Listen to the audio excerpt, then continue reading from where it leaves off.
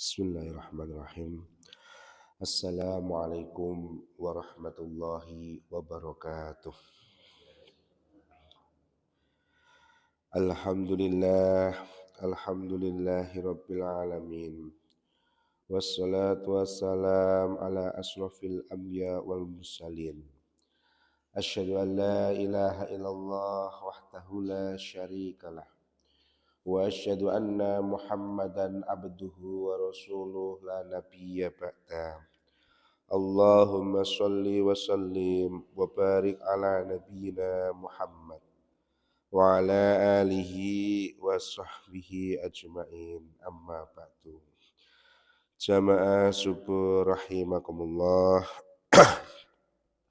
Marilah kita lanjutkan ke hadis berikutnya. Wa fi hadisi Hudzaifah, dan dari hadis Hudzaifah radhiyallahu anhu, inda muslimin, di sisi Imam Muslim, waju'ilat, dan menjadikan, turbatu, tanah, akan bumi, lana, untuk kami, tahuran, sebagai alat bersuci. Fa idza lam tajidi, apabila tidak menjumpai, al-ma'a, akan air. Hadis ini menjelaskan bahwa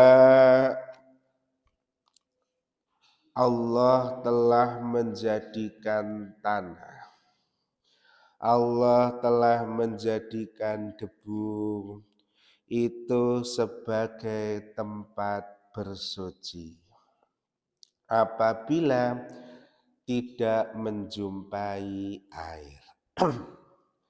Artinya, sebagaimana hadis sebelumnya, bahwa Allah menjadikan seluruh bumi ini sebagai tempat sujud dan sebagai alat untuk bersuci.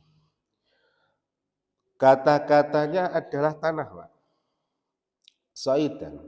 Namun itu juga dapat diartikan sebagai debu-debu yang ada di muka bumi ini. Contoh, jika di tempat meja ini ternyata ada debu, maka boleh digunakan untuk bersuci dengan syarat panjenengan tidak menjumpai air. Oh, karpet ada debu, berarti juga boleh digunakan untuk bersuci jikalau tidak menjumpai air. Ataupun dimanapun panjenengan berada, maka seluruh permukaan bumi ini bisa dijadikan untuk bersuci. Sebagaimana kalau Allah sampaikan dalam surat An-Nisa ayat 43, falam tajidul ma' fatayammamu sha'idan thayyiban. Kalau kamu tidak menjumpai air, maka silahkan kamu bertayamum dengan debu yang suci atau dengan tanah yang suci. Berarti seluruh permukaan bumi ini boleh, asal satu, yaitu kondisinya suci. Jangan sampai, Pak, panjenengan berpikir, wah, seluruh permukaan bumi ini boleh untuk bersuci. Lah kok panjenengan waktu itu di kandang sapi atau kandang kambing, terus belum sholat, tiba-tiba langsung prek, niat tayamum. Lah kok ternyata kan kotor, Pak. Nah, jadi dekat kotoran kambing, dekat kotoran sapi, berarti kemungkinan besar tanah yang panjenengan gunakan atau debu yang panjenengan gunakan itu ada kotorannya. Maka carilah tempat yang jauh dari situ untuk mendapatkan so'idan thayyiban, yaitu tanah atau debu yang suci.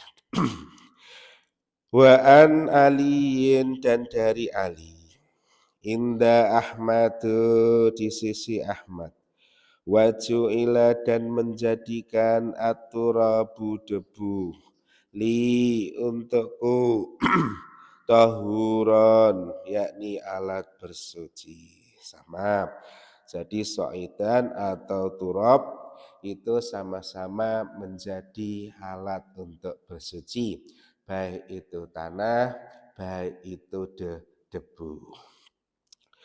Wa an Ammari, dan dari Ammar ibni Yasirin bin Yasir radhiyallahu anhuma, qala, berkata Ammar, ba'atha, mengutusni kepadaku Rasulullahi, Rasul Allah, fi hajatin, di dalam sebuah hajat, fa'ajnabtu, maka dalam keadaan junub aku, falam ajidil ma'a, dan tidak menjumpai air aku, fatamarraktu, maka menggulung-gulung aku, fisso'idi, di tanah,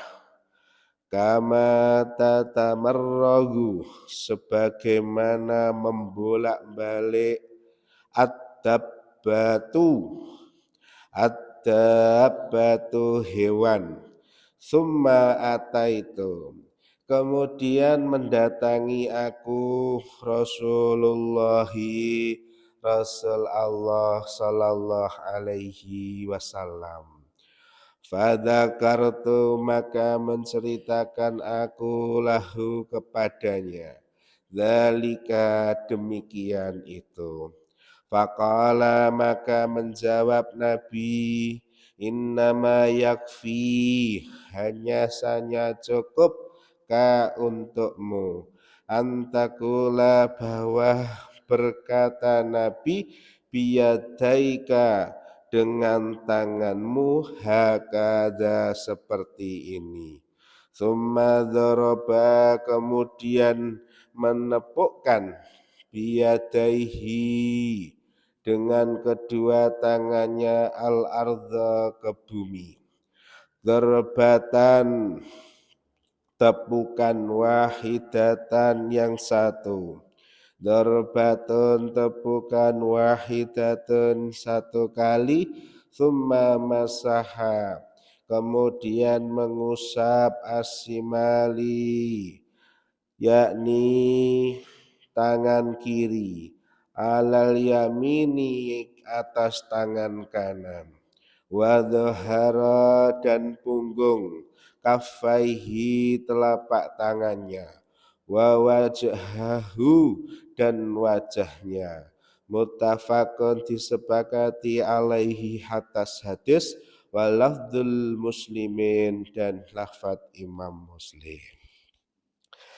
Hadis ini menjelaskan suatu ketika, Pak, Amr ini sedang bersuka-suka, bersenang-senang dengan istrinya. Kemudian selepas bersenang-senang, Pak, maka kondisi dia itu dalam keadaan junub. Jadi dalam keadaan junub. Lah kok mau mandi, Pak? Ternyata dia tidak menjumpai air. Lari ke sana nggak ada air. Pergi ke Jatinam nggak ada air. Ke Minggir Sari nggak ada air. Bingung. Waduh, kadung sudah junub, lah kok nggak bisa mandi. Nah, akhirnya dia punya inisiatif. Wah, kalau gitu saya harus benar-benar bersuci. Kalaulah tayamum itu adalah untuk wudhu, Pak, maka dia berpikir bahwa dia harus mandi, ya, sehingga dia yang dilakukan gulung-gulung, Pak. Jadi teng padang pasir itu gulung-gulung, glubek-glubek layaknya seekor hewan yang sedang membolak-balikkan badannya. Jenengan semerep kucing, Pak, ya. Nah, kucing ini kalau kadang-kadang kan libet Pak nggih. Glubuk-glubuk terus mungkin ada anjing juga seperti itu atau hewan kuda atau sejenisnya yang biasanya kayak garuk-garuk apa badannya ngoten nggih, badannya. Setelah gulung-gulung selesai, Pak, selesai akhirnya disuruh untuk mendatangi Nabi. Akhirnya dia mendatangi Nabi. Aku menjumpai Nabi. Kemudian ku ceritakan, Bibi, saya itu habis senang-senang, Bi, dengan istri saya. Terus habis senang-senang saya mau mandi, ternyata tidak ada air, tidak menjumpai air. Akhirnya saya gulung-gulung, Bi. Saya gulung-gulung ke sana kemari, seperti layaknya hewan, agar dianggap saya ini sudah mandi besar. Maka Nabi ketawa, Pak. Nabi ketawa, aduh ya apa sih sampai niku. Dan Nabi pun menyebutkan, udahlah cukup seperti ini, seperti ini. Artinya Nabi menunjukkan bahwa kalaupun kamu dalam keadaan junub, kemudian kamu tidak menjumpai air, maka cukup kamu bertayamum. Bagaimana? Yakni memukulkan, Pak, tangannya ke bumi. Nah, dan dengan satu pukulan. Kalau menurut hadis ini, jadi cukup satu kemudian satu pukulan, lalu ambillah tangan kiri. Nah, tangan kiri di atas tangan kanan, berarti menutupi punggung. Jadi kalau niki adalah telapak tangan, berarti punggung telapak tangan adalah baliknya. Jadi kemudian usap bagian telapak tangan di bagian telapak kiri ke punggung telapak kanan, bagian telapak kanan ke punggung telapak kiri. Kemudian baru langsung wajah. Ini kalau menurut hadis ini, Pak, ya.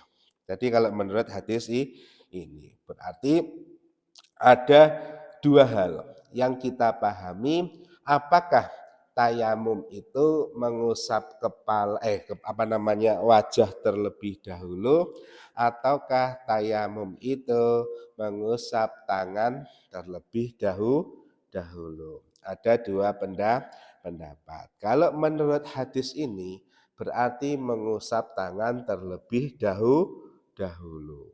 Namun kalau disinkronkan dengan wudhu, tata cara wudhu berarti harus wajah terlebih dahulu. Namun ulama bersepakat sama posisinya seperti wudhu, berarti harus mengusap wajah terlebih dahulu, kemudian baru telapak tangan atau kedua tangan. Nah, pertanyaannya begini, Pak, bagaimana sih cara tayamum yang benar?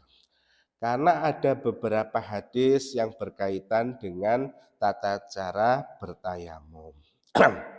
Maka ada satu, silahkan panjenengan memukul seperti ini. Kemudian panjenengan bisa untuk sedikit menepuk-nepuk, nggih.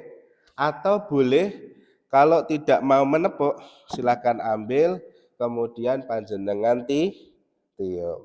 Jadi fungsinya apa? Untuk menghilangkan debu-debu yang kasar. Menghilangkan debu-debu yang kasar. Setelah panjenengan tiup, maka silahkan untuk membasuh muka terlebih dahulu. Harus rata, Pak. Nah, jadi bisa seperti ini, seret. Nah, seret. Nah, ngerti ya. Jadi ada batasan muka niku nonton. Ini nih. Jadi pangkal rambut niki sampai telinga sampai seperti ini sini. Nah, niki adalah batasan muka. Batasan muka. Sehingga panjenengan baik wudhu maupun tayamum harus sampai batasanmu muka. Jangan sampai cuman gini, Pak. Kemudian gini doang. Nah, ini enggak katut nih. Padahal ini termasuk bagian dari muka. Nah, jadi harus lek. Nah, kalau Adi Hidayat, Pak, menunjukkan itu modelnya kayak gini. Sret. Nah, jadi sret, set, sret, sret, selesai. Jadi sret, kayak buka topeng kan, Pak ya. Nah, jadi sebenarnya semuanya tergantung panjenengan masing-masing. Yang penting batasan muka ini dapat. Nah, ini adalah batasmu muka. Kemudian silakan bisa panjenengan mengambil lagi plek. Nah, kemudian bisa tepuk atau bisa tiup. Lalu bagaimana? Nah, ini ada dua pendapat, nanti ada hadisnya juga. Yang pertama, silahkan, Pak. Punggung telapak tangan. Seperti ini. Set, masukkan sini, kemudian putar, selesai. Wah, kucingnya menggulung-gulung ya. Jadi masukkan tangan, seret, putar, jempol, seret, selesai. Kiri, putar, seret, jempol, selesai. Nah, ini macam-macam. Ada yang berpendapat harus sesuai dengan drijinya gini. Tapi saya pikir tidak perlu. Jadi cukup masukkan, kemudian putar sampai jempol, selesai. Masukkan, putar sampai jempol, selesai. Itu. Jadi kalimat yadaihi yang dimaksud tangan itu yakni telapak tangan. Nah, nanti hadis yang berikutnya ada, Pak. Wa fi riwayatin, dan sebuah riwayat lil Bukhari untuk Bukhari.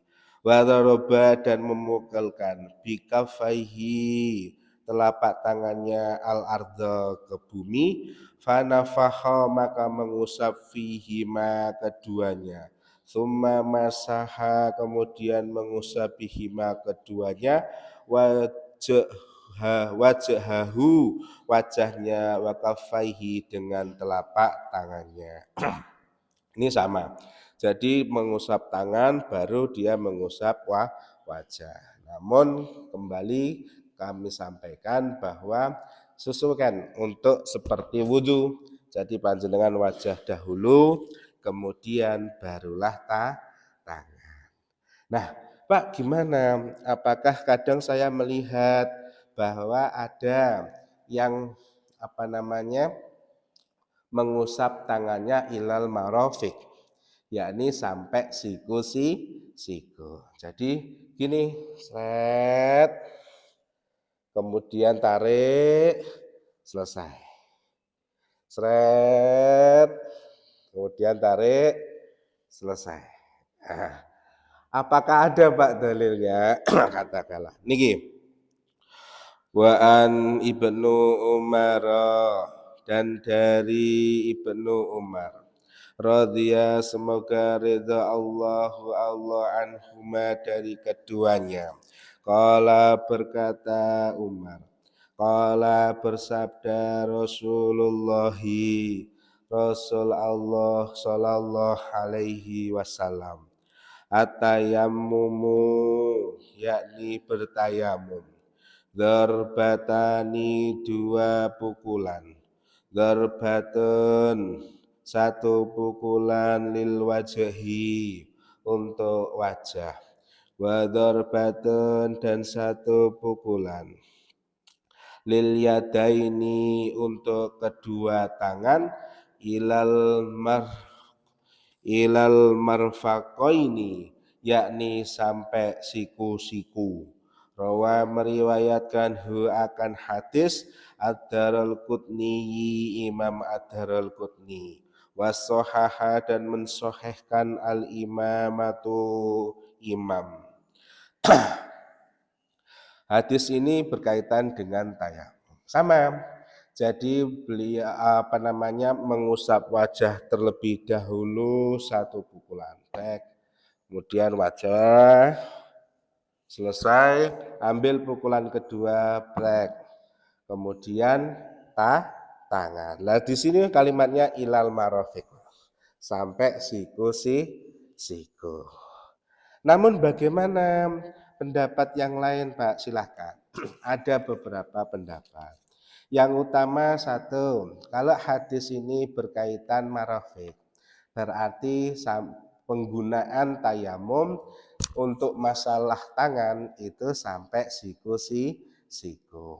Namun kalau sebelumnya cukup kalimat yadun atau kalimat tangan, Pak, maka ulama berpendapat untuk tangan itu cukup sampai pergelangan tangan. Nah, jadi yang dimaksud tangan itu cukup pergelangan tangan. Kalau panjenengan lihat di ayat Quran, Pak, untuk marofik itu khusus wudhu. Jadi ketika berwudhu menggunakan air itu pakai marofik sampai siku. Cuman untuk penggunaannya tayamum cukup di situ tidak dijelaskan dalam Al-Quran sampai marofik, tidak sampai siku. Pak, gimana? Apa kalau saya saya sampai siku atau saya cukup pergelangan tangan, boleh atau tidak? Boleh atau tidak? Boleh saja selama memang ada dasarnya yang kuat. Namun untuk hadis yang saya baru sebutkan itu ada yang mendoifkan, Pak, yaitu namanya Abdullah Fauzan. Beliau mendoifkan bahwa yang dimaksud tangan itu ya cukup sampai pergelangan tangan saja. Nah, itu yang harus kita pahami, bahwa seandainya panjenengan kemana-mana, lah kok tahu ternyata ada orang bertayamum cukup sampai pergelangan tangan, oh berarti memang ada dasarnya. Oh panjenengan jalan-jalan tahu ternyata ada yang sampai siku, berarti cukup, oh berarti ada dasarnya. Kantor ya. Yang jelas bahwa tayamum ini satu, dia bisa menjadi pengganti wudhu kalaupun panjenengan tidak menjumpai air. Pak, saya menjumpai air tapi cuman sebotol minuman. Bagaimana kalau saya tidak dibuat minum? Maka bingung saya, Pak. Ya berarti dianggap tidak menjumpai air karena liter airnya kurang untuk digunakan berwudu. Nah, kemudian yang kedua, ternyata tayamum juga bisa untuk pengganti mandi besar. Jadi kita kalaupun panjenengan habis junub atau dalam kondisi junub, kemudian enggak menjumpai air atau sumber sat atau air PDAM enggak keluar, maka boleh cukup dengan tayamum. Nah, jadi hal-hal yang demikian Allah maksudkan untuk meringankan seluruh hamba-hambanya.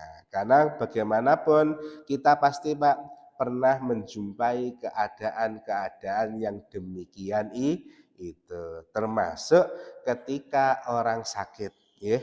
Jadi orang sakit itu pasti mau ke kamar mandi juga sulit, mau ebek-ebek air juga pasti kedinginan. Maka orang sakit pun selama dia masih sadar, berarti kewajiban sholat dia pasti harus tetap dilakukan. Maka tentu contoh kalau di rumah sakit Aminah, Pak, ya, atau di rumah sakit manapun harusnya memang dari pihak bina rohani dan seterusnya itu memperhatikan sholat pasiennya. Jadi disiapkan saja debu yang bersih, debu yang suci, kemudian diantarkan, kemudian disuruh untuk tayamum. Biar pasien-pasien itu tetap melaksanakan sholat sebagaimana kewajiban dia. Karena mungkin saya lihat dulu belum ada, Pak. Jadi sempat usul bahwa kita buatkan satu kotak gini, kemudian isinya itu debu bersih atau pasir bersih, kemudian ditutupi kain sehingga tidak langsung kotor semua. Jadi cukup set disemburkan sudah bersih. Nah, itu belum, saya kira kayaknya belum ada. Namun di beberapa rumah sakit yang notabene sudah bertuliskan syariah gitu, itu ada. Jadi alat untuk tayamum ada, kemudian panduan-panduan untuk sholat dalam keadaan sakit juga ada, dan seterusnya. Saya kira cukup. Insya Allah kita lanjutkan minggu depan. Akhiran, wassalamualaikum warahmatullahi wabarakatuh. Kegiatan. Jadi kondisinya tidak seperti wudhu. Kalau panjenengan wudhu hari ini tadi sebelum sholat panjenengan wudhu. Kemudian panjenengan sholat subuh berjamaah. Selama tidak panjenengan ngentut atau berhadas, maka wudhu itu masih berlaku. Namun untuk tayamum yang saya pahami sebelum nanti kita bahas kalau ada dalilnya itu sekali pakai. Jadi umpama panjenengan sholat subuh tadi tayamum, maka sholat setelahnya panjenengan kedah tayamum lagi. Jadi kayak mau habis ini ternyata masih kedinginan Pak nggih. Kemudian akhirnya harus tayamum, terus sholat napa suruk atau sholat duha. Berarti tayamum lah lagi. Pengetahuan saya masih seperti itu. Insya Allah nanti mudah-mudahan di bab tayamum ada yang kita bahas berkaitan dengan itu. Jadi sekarang untuk tayamum sekali pakai, tapi kalau wudhu selama tidak berhadas, tidak ngentut dan lain sebagainya, maka bisa digunakan untuk seterusnya. Sakit pahami Pak nggih? Insyaallah.